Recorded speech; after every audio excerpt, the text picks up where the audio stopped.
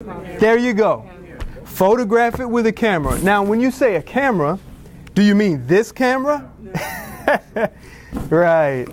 A decent camera, okay? Now, when you do that, here's some hints for you. You photograph it in an overcast day, outside. Take it outside, out of the glass. Overcast day where there's no harsh shadows and there's no dark shade. It's just flat. Okay, usually when the clouds are covering the sun, you have no contrast, no shadows. Shoot it overall, do an overall shot, and then do some shots closer and closer towards the face. Because what you'll end up with nice sharp eyes that you can later copy and paste into the overall picture. Because the overall picture that you shoot will be slightly soft, slightly it'll be missing a little detail. You won't get a reflection either if it's overcast, right, off the glass. Well, take it out of the glass. Oh, okay, that's what I mean. Yeah, take it out of the glass, for sure. You'll have a reflection somewhere in this, especially with a curved glass like this. Yeah. Suppose you can't take it off the frame because it's very fragile.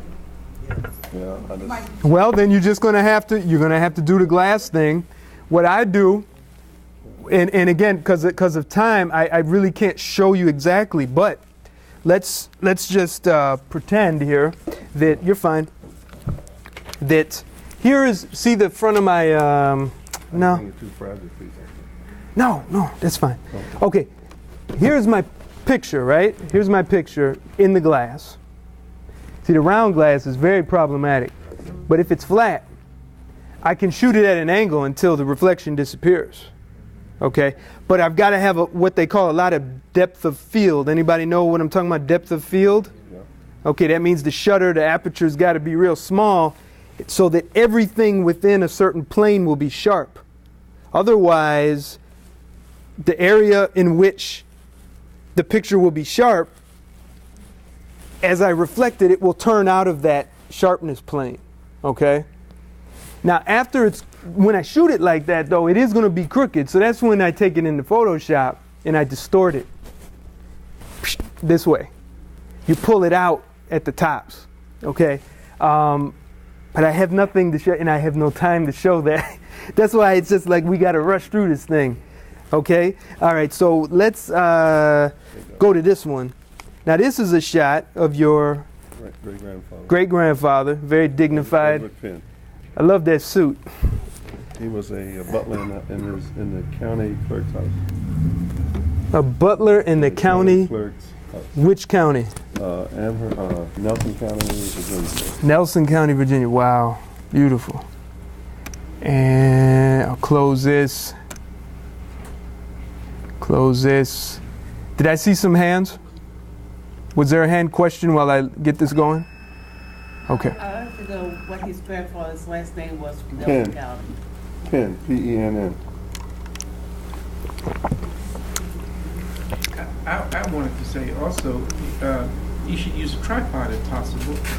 Oh yeah. And also in a shaded area would work. Yeah. If your overcast day is not there for you.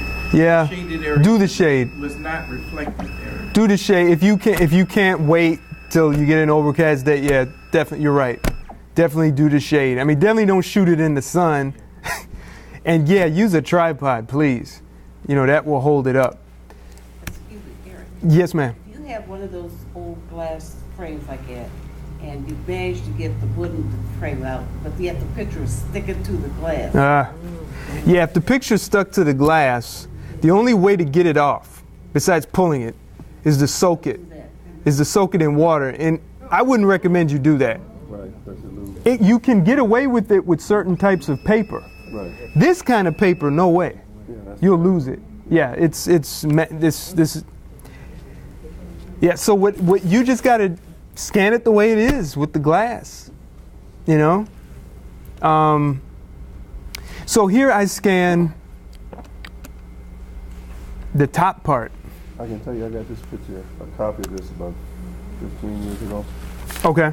and it was a lot better. You can tell it's deteriorated. Wow. So in 15 years, you've seen it deteriorate as in, 10. I said 10. and you've seen it deteriorate in 10 years as in what? Yellow or? Yeah, it's losing. Yeah. It's full of fungus. Yeah. There's fungus in it, and you can't, once those things establish themselves, you cannot, maybe you can burn them off. You follow me? So you're not getting them off. So you've got to scan, you've got to preserve the picture as it is now. Okay? So now here, this is a great example of what to do with an oversized picture that I can get on the flatbed. And I'm sure you noticed what's wrong with this scan that I have. It's over the edge. Yeah, we lost his feet. Yeah. So now I'm going to do another one. And yeah, and we'll put the two together. Are you going to be able to restore that photograph, the details of that photograph? We're gonna try to, yes. Yeah, that's the intention. But first thing I want to do, I want to get the pictures in.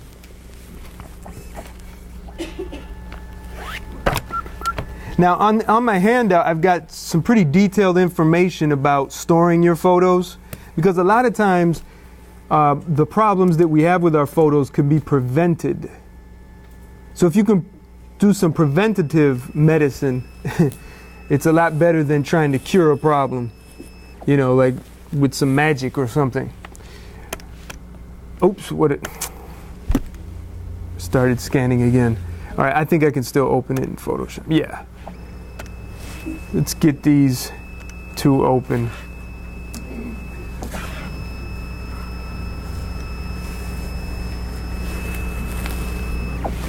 Eric, you mentioned that the feet were cropped on that picture there. Yes.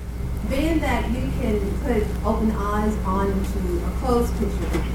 Yeah, so if you Can you import feet onto that picture? if we had no feet to put on, which we actually don't. Actually, he is chopped off at the feet. Yeah, we could do that. We could do that. Now, let's rotate this picture here. Now, in Photoshop, in some of the recent versions of Photoshop Elements, they have something called photo merge, which actually works most of the time. Sometimes it doesn't, and you got to merge the pictures together. Okay, I have to save them, all right? Hold on a second. I have to save this picture. I'll go to File, Automate, Photo Merge, add the open files, and hit OK. And what it will do is it will actually merge these two together to make a complete image for me.